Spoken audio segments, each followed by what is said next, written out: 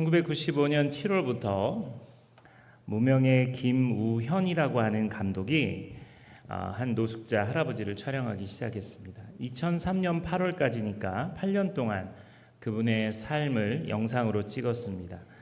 그리고 2004년에서 2005년 사이에 한국교회에 굉장히 폭풍처럼 맨발의 전도자 최춘선 할아버지라고 하는 이분의 이야기가 소개가 됐습니다. 지금 보시는 이 책이 가난한 자는 복이 있나니라고 하는 타이틀로 맨발로 전도하시는 한 할아버지에 대한 이야기를 보여줍니다. 영하 10도의 혹한의 날씨에도 신발을 신지 않으시고 발바닥은 굽고 갈라지고 때로는 날카로운 곳에서 피가 나기도 했지만 남루한 옷을 입고 또 가슴과 등 모자에 어떤 이상한 글씨를 새긴 판을 들고 지하철을 오가면서 예수 그리스도와 하나님 나라를 외쳤던 한 할아버지의 이야기. 사람들은 그를 이상하게 바라보았습니다. 어떤 사람은 피했고 어떤 사람들은 조롱했습니다.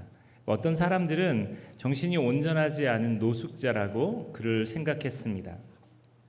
그분의 맨발을 한번 보여드릴게요.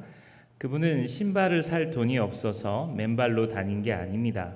분단된 조국의 아픔을 가슴에 품고 통일이 오기 전에는 나 신발 신지 않겠다. 그래서 맨발로 다니신 거예요. 오랜 세월 맨발로 복음을 전했다는 이야기가 사람들에게 알려졌고 세상 사람들은 그를 그냥 가난한 사람이라고 생각할지 모르지만 그는 하나님께서 우리 한국교회를 향해서 보내주신 귀한 메신저라고 생각합니다.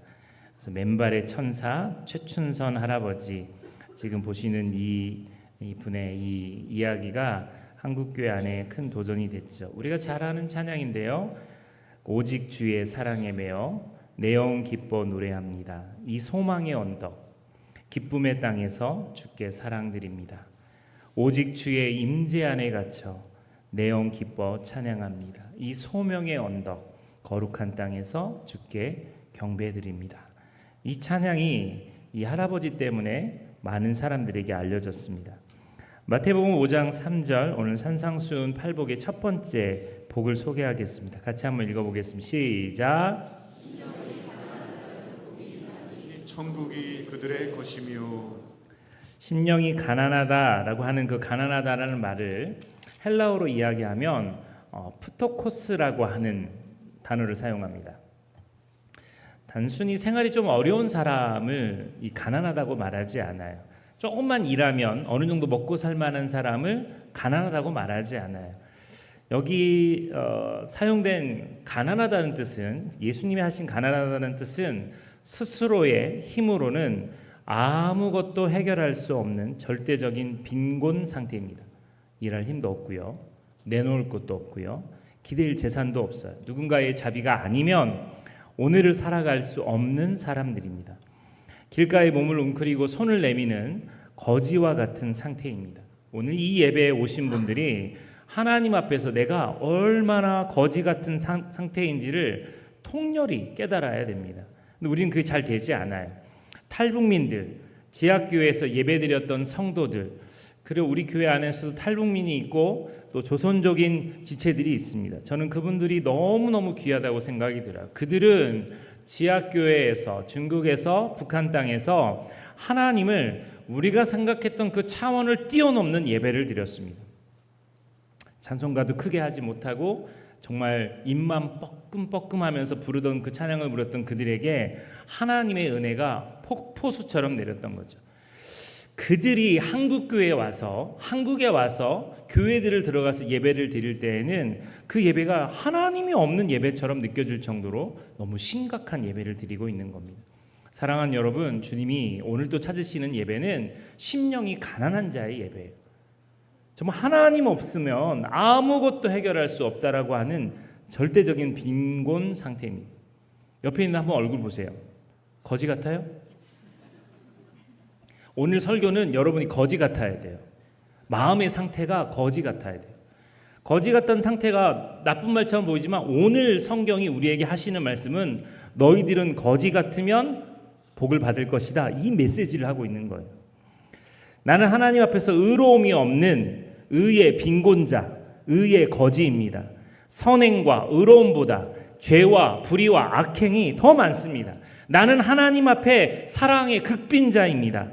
사랑하고 관용하기보다 미워하고 시기하고 질투하고 정죄에 빠져 있습니다. 회개합니다. 이 마음이 우리 안에 있어야 된다는 겁니다.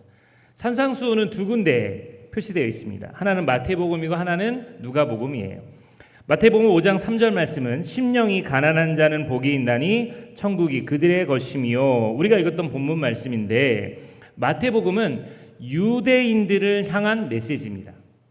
쉽게 이야기하면 마태복음은 예수를 믿는 사람들, 기독교 정신을 갖고 있는 사람들, 신앙이 있고 종교가 있는 사람들, 그런 부류라고 쳤던 유대인들, 하나님을 믿는다고 하는 유대인들을 대상으로 한 메시지가 마태복음이에요.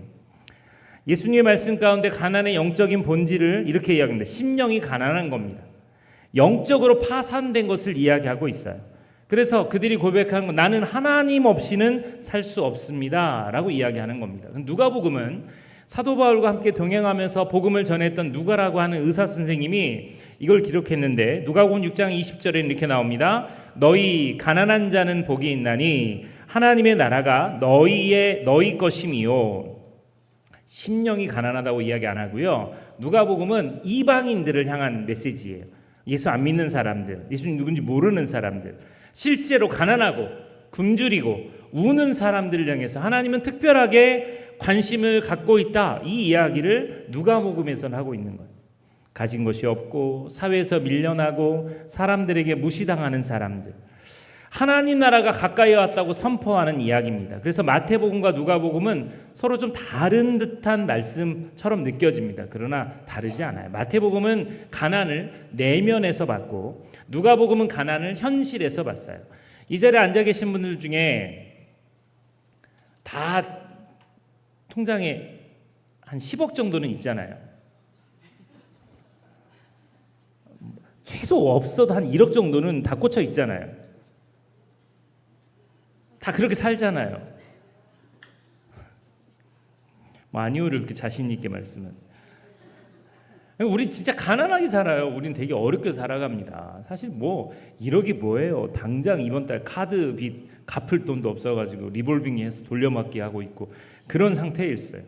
근데 이 말씀을 물질적으로 가난한 사람은 무조건 복 받는다, 그 말이 아니에요. 부자는 무조건 복이 없다, 이 말이 아니에요. 물질이 많아도 심령이 가난할 수 있고 물질이 없어도 교만할 수 있습니다. 가난한 자인데 오기가 있어요. 자존심이 있어요. 그러면서 그 사람은 가난한 사람이 아니에요. 아까 이야기했던 말씀처럼 여기서 예수님 말씀은 가난은 내 힘으로 도저히 살 수 없어요. 내 힘으로 지금 난 너무 가난해, 너무 힘들어, 이 이야기를 하고 있어야 된다는 거예요. 근데 여러분, 그 가난한 마음을 갖고 있잖아요. 그럼 예배가 살아있는 거예요. 그 사람들이 예배하자는 예배가 살아있는 거예요. 꿈틀꿈틀 살아나는 겁니다. 이사야라고 하는 선지자가 있는데 하나님의 영광을 보기 전까지 그는 선지자였고 말씀을 전했어요. 백성들의 죄를 지적했던 사람입니다. 이사야 6장에서 이분이 갑자기 하나님을 만납니다. 그런데 이렇게 표현합니다. 화로다 나여 망하게 되었도다. 나는 입술이 부정한 사람이요 나는 입술이 부정한 백성 중에 거주하면서 만군의 여호와이신 왕을 배웠음이로다. 지금까지 이사야는 목사님으로서 다른 사람의 입술을 지적했어요. 그런데 지금 뭐라고 이야기해? 화로다 나여 하고 자기 자신을, 하나님을 만나니까 자신의 입술이 보이는 겁니다. 하나님 만나기 전에는 다른 사람의 죄를 크게 보았는데 하나님 만나니까 내 죄가 크게 보이기 시작하는 거예요. 이게 진짜 예배자의 마음이에요. 베드로 보세요. 예수님 말씀에 순종해서 그물이 찢어질 만큼 많은 물고기를 잡았습니다. 그 베드로는 성공을 자랑하지 않았어요. 예수님 무릎 아래 엎드려서 베드로가 이렇게 이야기합니다. 베드로가 물고기보다 예수님을 보았기 때문에, 기적보다 거룩하신 하나님의 아들을 보았기 때문에 더 이상 자랑할 게 없는 겁니다. 베드로가 했던 말이 누가복음 5장 8절에 주여 나를 떠나소서 나는 죄인이로소이다. 여러분, 지금 저하고 눈을 맞출 수 없을 정도로 가난해야 돼요. 죄인인 걸 통감하고 느껴야 돼요. 성가대 얼마나 교만해요. 지금도 교만해요. 계속 쳐다봐요. 진짜 여기 예배당에 들어오면 내가 죄인인 게 막 느껴져야 돼요. 가슴을 치고 통회하고 주님 어떻게 합니까?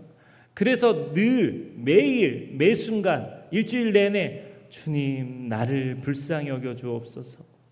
하나님 나를 불쌍히 여겨 주세요. 이렇게 고백해야 돼. 한번 따라해 보실까요? 주님 나를 불쌍히 여겨 주옵소서.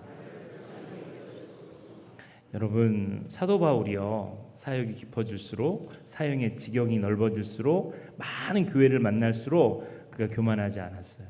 그 첫 번째로 처음에는 자신을 어떻게 표현하냐면 사도 중에 가장 작은 자라고 표현했어요. 사역이 좀 되니까 이 사람이 이렇게 표현해요. 모든 성도 중에 지극히 작은 자보다 더 작은 자 이렇게 표현했어요. 그런데 말년에는 그가 자신을 어떻게 표현하면 죄인 중에 괴수라고 표현했어요. 이게 믿음이 약해진 게 아니에요.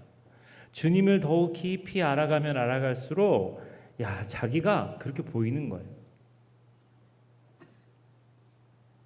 이게 참 잘 안 돼요. 여러분 빛이 희미할 때는 방 안에 먼지가 보이지 않아요. 제 방에는 빛이 잘 들어오지 않아요. 제 방이 더럽습니다. 먼지가 없는 것처럼 보여요. 근데 창문을 딱 걷었는데 햇빛이 쫙 들어오잖아요. 그 먼지가 보여요. 가만히 있는데도 먼지가 보여요. 거기 옷이라도 한번 입으면 먼지가 막 엄청 보입니다. 환기시켜야지 청소해야지 하는 것. 하나님의 빛이 우리의 영혼에 비치면 전에 보이지 않던 교만, 욕심, 위선, 상처, 자기 중심적인 게 이게 보여요. 커튼 다 쳐보세요. 커튼에서 우리가 그 영혼의 빛을 받아야 돼요. 그게 안 보이니까 누가 내가 죄인인 걸 모르잖아요. 성가대 복으로 탁 포장해가지고 죄가 안 보이잖아요. 본인이 죄인이라고 생각하시는 성가대원들 손 한번 들어보세요. 높이 안 들잖아요. 보셨어요, 여러분? 손 높이 안 드는 거 교만해가지고 손 이만큼 들어요. 그러니까 여러분 이게 신앙이 깊어질수록 사도 바울처럼 난 죄인 중에 괴수야 라고 고백하는 게 겸손한 척하는 게 아니라 진짜 마음에서 나오는 찐으로 나오는 말이어야 되는데 이게 안 되는 거예요. 나 정도면 신앙생활 잘하는 거지. 나 정도면 잘하는 거 아니야? 이렇게 생각한다. 진짜 우리가 예수 믿으면서 자기 자랑 많이 해요. 얼마나 자기 자랑 많이 하는지 몰라요. 제가 미제 아이들 연예인 친구들을 사귈 때 그 친구들이 제 생일날이라고 영상 하나를 찍어줬어요. 근데 그 중에 한 가수가 이렇게 이야기합니다. 여러분 우리 노지훈 목사님 잘 아시잖아요. 우리 목사님 자랑 많은 거. 저를 돌려가게 한 게 아니라 직접 깠어요.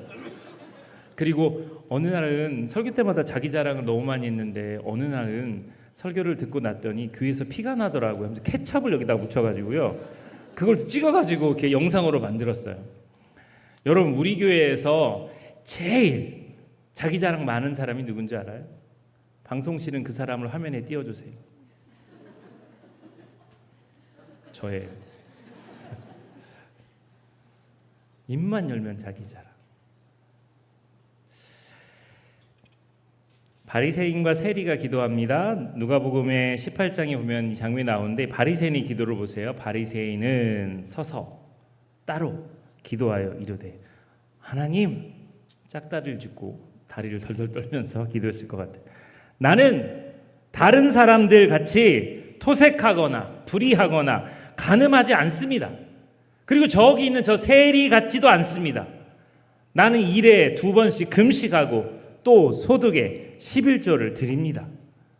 겉으로는 하나님께 감사하는 기도처럼 보이는데 실제로는 자기 일을 자랑하는, 그리고 하나님이 알아주시기를 바라는, 다른 사람이 알아주기를 바라는 기도를 하고 있는 거예요. 그에게는 하나님이 필요 없는 겁니다.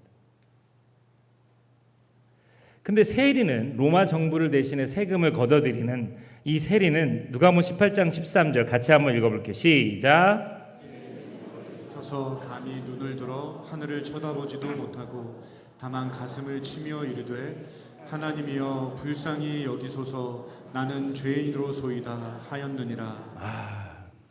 세리는 멀리 서서 감히 눈을 들어 하나님을 쳐다보지도 못하고 가슴을 치면서 하나님 불쌍히 여겨주세요. 저 죄인이에요. 오늘 이와 같은 마음으로 예배드리는 사람 몇 명이 됩니까? 마태와 마가가 이 마태복음의 이 저자인 이 마태라고 하는 사람도 유명한 세리예요. 이 사람이 지금 이 마태복음을 기록하면서 느꼈던 이 감정, 생각, 주님, 난 죄인입니다. 나 같은 사람 사용해 주셔서 감사합니다. 이 마음이 흘러가는 거죠. 그런데 오늘 마태복음 5장 3절에 복을 먼저 설명하겠습니다. 복을. 마태복음 5장 3절 띄우면 안 되는데 지워주세요. 우리 교회 성도들은 봐도 몰라요. 심령이 가난한 자의 복이 뭐예요? 봐요. 내가 봐도 모른다 그랬잖아요. 답지가 나왔는데도 모르잖아요. 자, 심령이 가난한 자의 복이 뭐예요? 천국이에요. 희한한 일이죠? 천국이 그들의 것이며라고 되어 있어요. 이게 미래형이 아닙니다. 죽어서 가는 천국이 아니에요. 지금 이미 현재 내가 누리고 있는 천국을 말합니다. 미래형 천국이 아니고 현세적인 천국입니다. 그러니까 심령이 가난한 자의 복은 이미 천국이 그 마음속에 있는 거예요. 지금 내 마음속이 천국인 거예요. 우리의 마음이 천국이어야 돼요. 지옥같이 살면 안 돼요. 이미 우리의 마음속에 하나님이 내 마음의 왕이셔서 그 자리에 천국이 이루어져야 되는 겁니다. 내 감정이 삶을 지배하지 않고 하나님이 나를 지배하는 삶, 그 사람은 매 순간이 천국 같아요. 행복해요. 감사합니다. 너무 좋아요.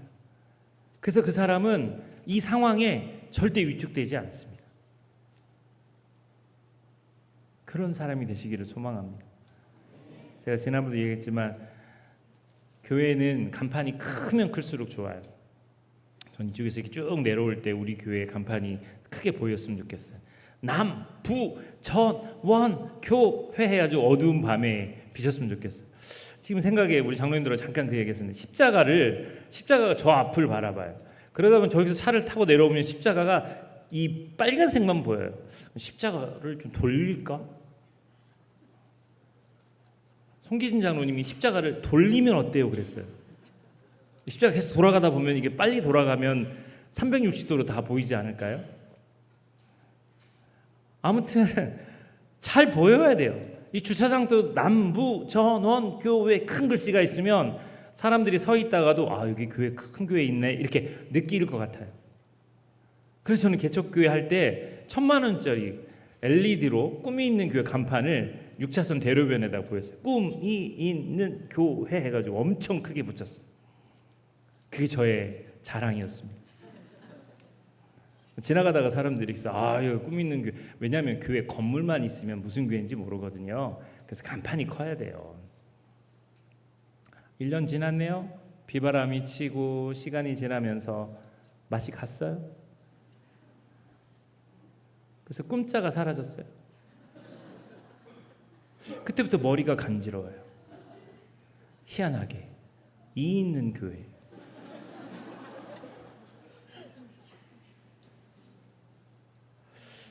근데 또 이자도 나갔네요. 이리 중앙교회 큰 교회 목사님이신데 조성천 목사님이란 분이 전화를 했어요. 노 목사 뭐가 있어? 처음에 무슨 황당한 밑도 끝도 없이 뭐가 있어? 그러게 그랬더니 있는 교회가 뭐야? 있는 교회가 꿈자도 나가고 이자도 나가고 있는 교회. 여러분 예수 믿고 천국이 우리 안에 있으면요 진짜 뭐가 있는 사람처럼 행동하는 거예요.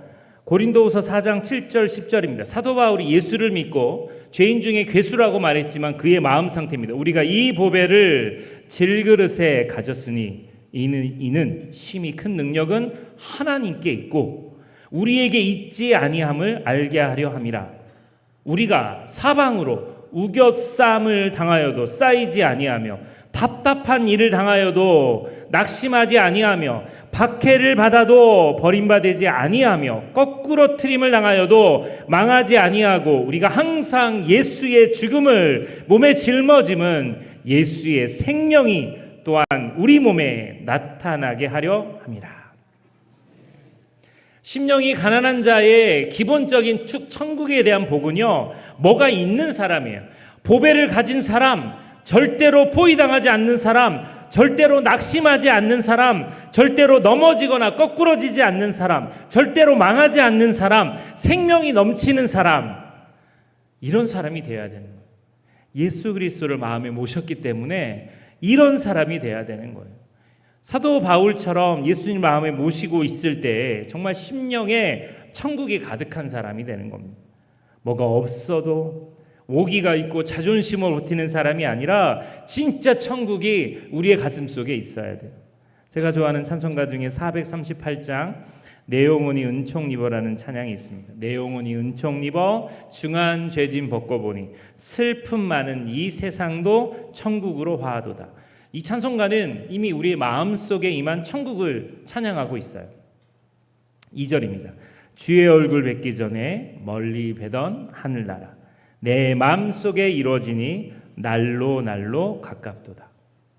3절입니다. 높은 산이, 제가 서상길 목사님 같으면 찬양을 하는데요, 제가 찬양하면 시험 들 것 같아서 읽어드리는 거예요. 높은 산이, 거친 들이, 초막이나 궁궐이나 내 주 예수 모신 곳이 뭐라고요? 그 어디나 하늘나라. 후렴 보세요. 할렐루야 찬양하세. 내 모든 죄 사함 받고 뭐라고요? 주 예수와 동행하니 그 어디나 하늘나라. 아멘. 성도들은 어떤 형편에서든지 그 마음에 천국을 소유하고 살아가는 특권이 있는 사람입니다. 사도 바울은 노년에 로마 당국에 체포되어서 감옥에 갇혔어요.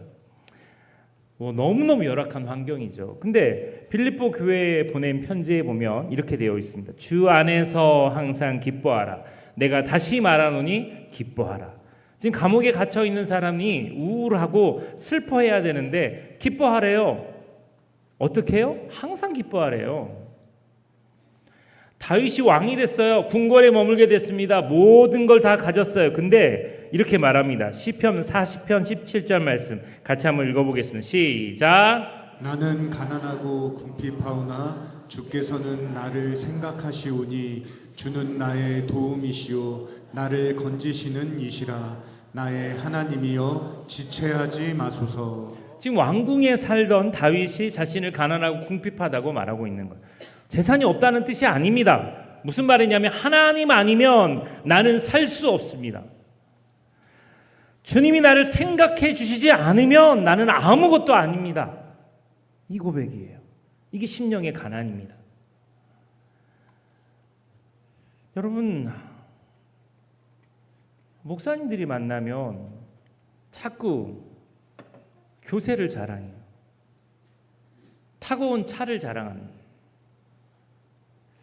너무 가슴이 아파요. 그리고 자기들끼리만 어울려요.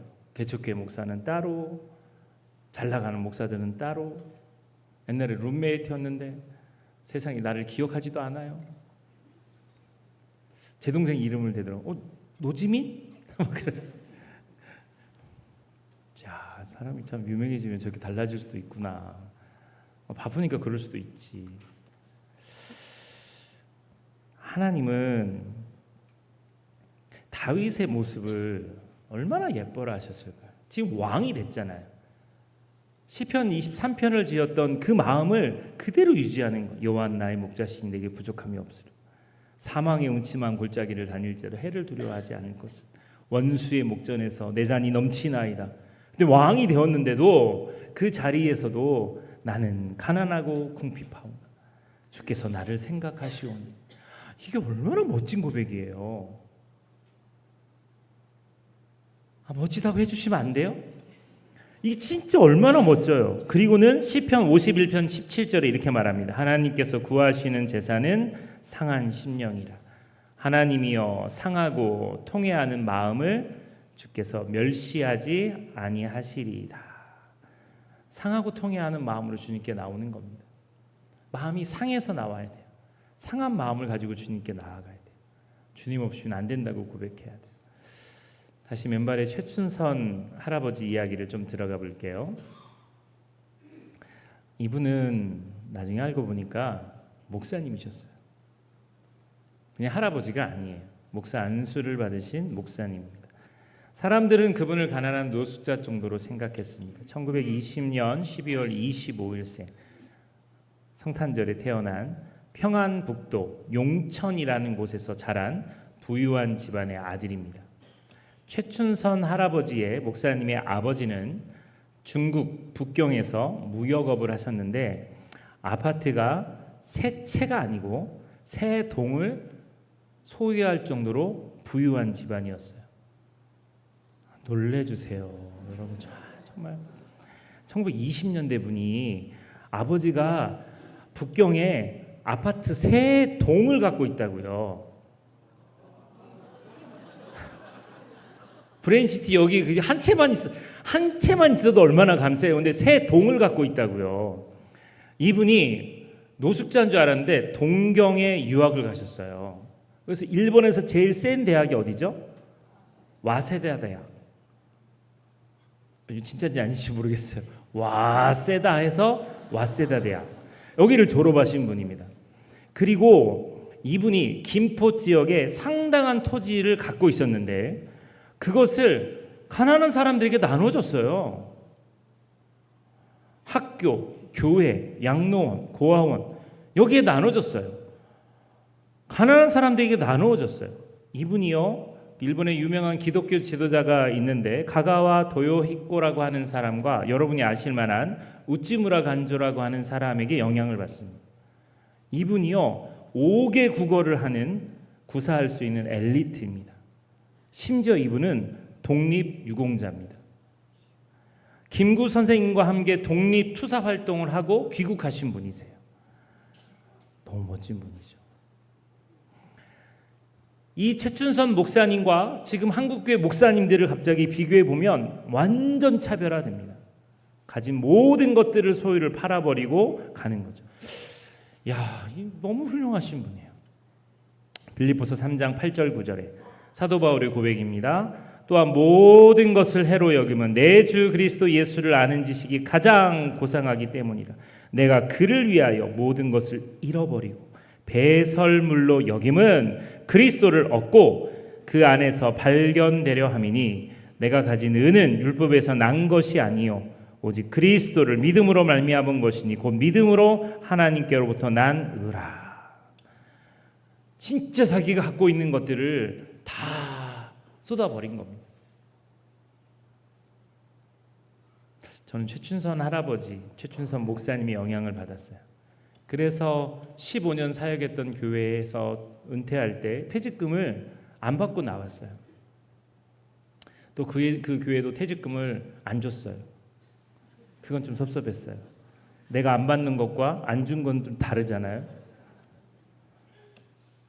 근데 저에게는 최춘선 할아버지와 같은, 최춘선 목사님과 같은 이 정신이 그래도 제 안에 남아 있어요. 여러분, 우리도 마찬가지입니다.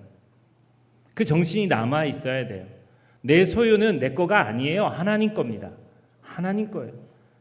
참 진짜 신학교 때 기도 많이 하던 형님들 교회 커져서 만나면요, 그분들이 하는 이야기가 과간이에요.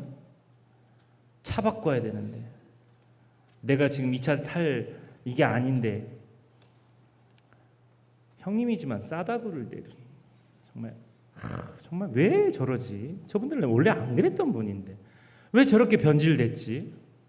그래서 2004년도 5년도에 이분의 이야기가 사람들에게 울림이 되는 거예요. 이분의 아들이 최바울 목사님이시거든요. 자기 아버지에 대한 이야기를 하는데 깜짝 놀랐어요. 독립유공자면 독립유공자에게 주는 돈이 있잖아요. 유공자 자녀들에게 주는 학비가 있잖아요. 그걸 안 받았어요. 그 자녀들은 얼마나 입이 튀어나오겠어요. 그거 그냥 받지. 이분은 끝까지 독립유공자 이 돈 받으려고 한 게 아니다. 그래서 거부했습니다. 너무 훌륭한 분이에요. 신발을 살 수 없어서 맨발이 된 게 아니라 분단된 조국의 아픔을 잊지 않기 위해서 맨발을 선택합니다. 재산이 없어서 나누지 못한 사람이 아니라 가진 것을 하나님의 것이라고 믿기에 다 줘버린 겁니다. 배우지 못해서 거리에서 외친 사람이 아니라 5개 국어를 할 수 있는 엘리트였지만 와세다 대학을 졸업한 수재였지만 예수 그리스도를 만나고 변화되어서 스스로 가난한 자가 된 거예요. 세상의 지식보다도 예수 그리스도를 전하는 것이 더 귀하다고 믿었기에 거리로 나간 겁니다. 세상 사람들의 눈에는 아무것도 없는 것 사람처럼 보일 겁니다. 그러나 그는 하나님 나라를 소유한, 천국을 소유한 사람이에요. 이 사진 한번 보세요. 이 사진은 이제 고인의 마지막 쯤에 찍은 사진입니다. 2001년 9월 8일 서울 지하철 1호선 객차에서 전도를 마치고 그 자리에 앉아서 하나님의 부름을 받았어요. 30여 년 맨발의 삶의 마침표를 이유는 찍으셨습니다. 짧은 영상을 하나를 보겠는데요. 최춘선 할아버지를 촬영했던 감독이 마지막으로 촬영했던 마지막 영상입니다. 이 최춘선 목사님의 마지막 모습, 화질은 좀 좋지 않지만 저와 여러분에게 울림이 있었으면 좋겠습니다. 보시고 예배를 마무리하겠습니다. 들어주시죠. 문구를 내밀었습니다. 건강은 어떠세요?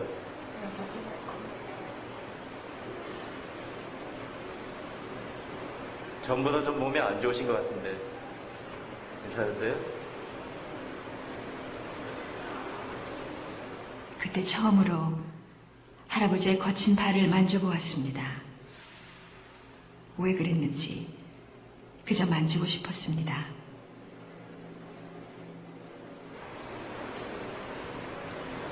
충성한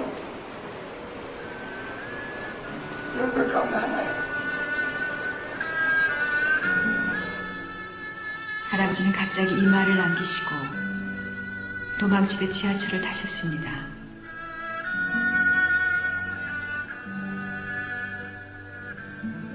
그리고는 아주 먼 곳으로 가시는 것처럼 손을 들어 안녕을 고했습니다. 환한 웃음을 머금은 채.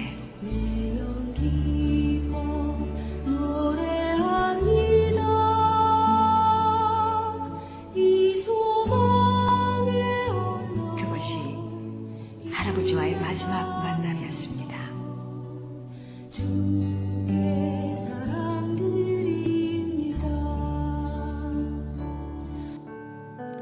최춘선 목사님의 맨발을 우리가 그대로 따라하자는 게 아닙니다. 우리에게도 각자 벗어야 할 신발들이 있습니다. 어떤 사람은 자존심의 신발을 벗어야 합니다. 어떤 사람은 욕심의 신발을, 또 체면의 신발을 벗어야 합니다. 어떤 사람은 용서하지 못하는 미움의 신발을 벗어야 합니다. 어떤 사람은 나는 옳다 고집하는 그 신발을 벗어야 돼요. 모세가 하나님 앞에, 하나님의 임재 앞에 신을 벗었던 것처럼 주님, 저는 아무것도 아닙니다 고백하고 내려놓아야 한다라는 겁니다. 눈을 감아 보시죠.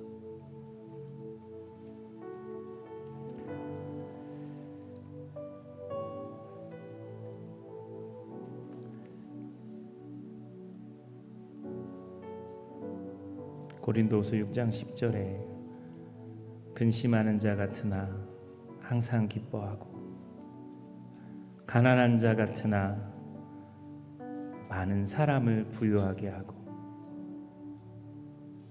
아무것도 없는 자 같으나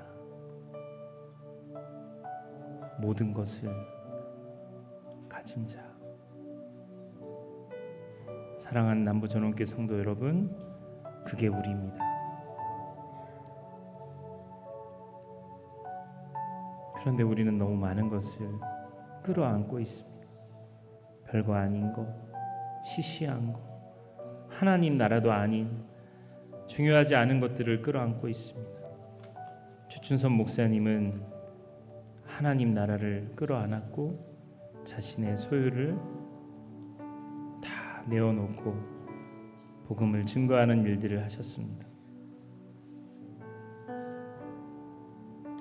지금 한국 교회가 얼마나 타락하고 교회들이 얼마나 부유하고 예수를 믿는 이들이 얼마나 드센지, 우리들의 삶의 모습은 너무 부유해서 다른 사람들의 마음을 아프게 하고 상처를 줍니다. 이 시간 기도할 때 하나님, 우리의 마음이 가난해지게 도와주시옵소서. 우리가 복음만 의지하고 살아가도록 인도하여 주시옵소서. 우리 주님 앞에 회개하는 마음으로 기도하며 나아가도록 하겠습니다.